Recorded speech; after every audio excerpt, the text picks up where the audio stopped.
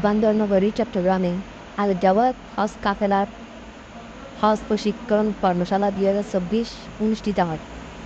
শনিবার 11 মে টমটমপুরস্থ সাপারকেরের প্রতিষ্ঠানের নিজস্ব কার্যালয়ে এই প্রশিক্ষণ কর্মশালা অনুষ্ঠিত হয়। এই জন্য আমি অনুরোধ করব যে আমাদের মা বোনরা দিবস শাখায় সেরে আমাদের শুরু হচ্ছে শেষ পর্যন্ত 30-35 দিনের মধ্যে আমরা সময়টাকে কাজে লাগানোর চেষ্টা করবো এবং একে অপরকে সেক্রিফাইস করবো। আল্লাহর হস্তে আপনার টাকা আপনার সময় দিবস শাখায় করে এই মুআল্লিমিনদের খাদেমারদের ইন্তজামদের ব্যবস্থাপনাদের ওদের দিবস শাখায় করিয়া ওখানে যতবার আপনি পবিত্র জায়গা ততবার আপনার কি দিবস শাখায় তার চেয়ে ভারী হবে। আল্লাহ পাক সুবহানাহু আমরা ফরনিন্দা এবং দিবস শাখায় থেকে বেঁচে আমাদেরকে পাপ মুক্ত একেবারে সগীরা কবিরা সমস্ত গুণমুক্ত করিয়া আল্লাহ পাক সুবহানাহু আমাদেরকে হজ্জে মকবুল নসিব করার তৌফিক দান করুন। ওয়া মা আলাইনা ইল্লাল বালাগ। আসসালামু আলাইকুম ওয়া রাহমাতুল্লাহি ওয়া বারাকাতুহু।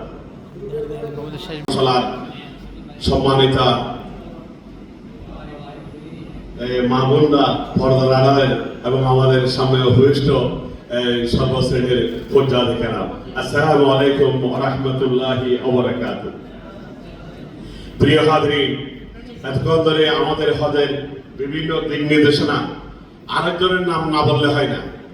আমাদের চট্টগ্রাম যারা আমরা প্রতি উত্তরে বলছিলাম লাভদাই অবশ্যই যাবো ইনশাআল্লাহ, তাদের পক্ষে হজ করা সম্ভব হবে। এটা কেমনে বুঝলাম?